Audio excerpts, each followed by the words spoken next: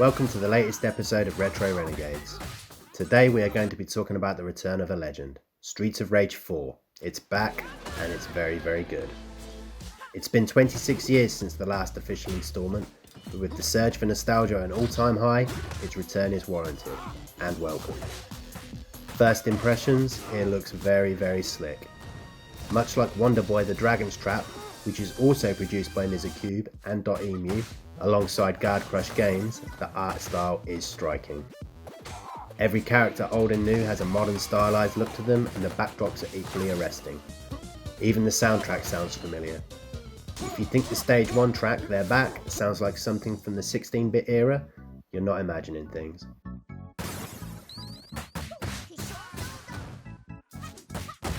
Legendary composer Yuzo Koshiro has returned, along with Motohiro Kawashima, to contribute to the already classic soundtrack overseen by French maestro Olivier de Rivière.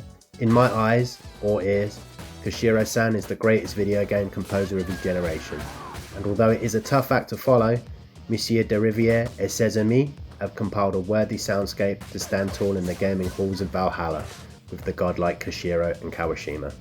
If you do ache for the FM synthesized sounds of old, you can change the soundtrack to Streets of Rage 1 or 2 in the options. This is a great piece of fan service, but don't get so wrapped up in the past that you don't hear the greatness of the present. In terms of cast members, you have the old guard Axel and Blaze, along with Cherry Hunter, daughter of the first game's protagonist Adam, and Floyd, the Jax-inspired apprentice of Dr. Zan from Streets of Rage 3. I would announce a spoiler alert right now, but unless you've been living in a world of no internet during this lockdown, you already know that Adam is also in the game, as well as pixelated spectres from the past. Each character has their own fighting style. Axel and Blaze return with their familiar movesets. Floyd has devastating power but is very cumbersome. Adam is a good all-rounder with a useful shuffle, and Cherry is light and quick and is the only modern character who can run. In terms of the character movement, this is my only major bugbear with Streets of Rage 4. I think it is a massive oversight to not make the other characters be able to run, much like their predecessors in the previous game. Sometimes it is impossible to avoid certain enemy attacks without the extra mobility. If you think I'm being overly harsh, play with the Streets of Rage 3 versions of Axel and Blaze once you've unlocked them, and you'll see what I mean. That extra movement and being able to roll into different planes does make such a difference. You can unlock every other version of all the characters that have been available in different games. You do this through good old-fashioned grinding, but fear not, the campaign is about 2 hours long on a clean run, with trophies available for completing with each modern character, so lots of opportunity for replay. The fighting itself is extremely well put together. The developers have devised a new combat style which incorporates a combo system as well as screen juggling. This is especially important when using special moves. When you use a special, you have life energy provisionally taken off of you, and you need to keep the combos flowing to regain that spent health. When you get good at the game, the combat flows beautifully, and stringing together dozens of moves is very satisfying indeed.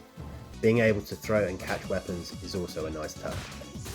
Each character also gets a smart bomb type rune clearer, Floyd's Iron Man style unibeam being a particular favourite. If you think playing it single player is fun, wait till you team up with a partner. Much like the previous entries, playing Streets of Rage with a friend is where the most fun is had. It is incredibly satisfying to clean up the streets with a friend, ganging up on the street punks and beating them at our own game. It is adrenaline pumping, and it really does feel like you are fighting for your life sometimes. Of course, because we are all in lockdown at the moment, I have not had the opportunity to play it locally 4-player. I can imagine it's even more hilarious and chaotic than it is in 2-player. And if the game keeps up the speed and frame rate with all that craziness going on, I'll be even more impressed than I already am. There are lots of game modes to work your way through. There's the classic story mode, arcade mode which gives you 1 credit to work your way through the game, an online mode, boss rush mode, and battle mode, which for competitive friends who want to see who the greatest rager is a nice sideline to the regular fun. No mirror matches though. In summary, Streets of Rage 4 is a beautifully composed game both visually and sonically. Some of the presentation choices I didn't understand, but my expectations have been impossibly high for this game, so that's probably my own fault. The fighting itself is slick and intuitive, with lots of game modes and things to unlock, which makes for a lot of replayability. And if you have friends or randoms to play with, you will have lots of chaos-filled fun. For this reason, I will be giving Streets of Rage 4 9 garbs. Pick it up, you won't be disappointed. Streets of Rage 4 is available on PC, PlayStation 4, Xbox One and Nintendo Switch. Thanks for watching guys. If you enjoyed this video, please let me know your thoughts, and if you'd like to subscribe, don't forget to turn your notifications on. Bye for now.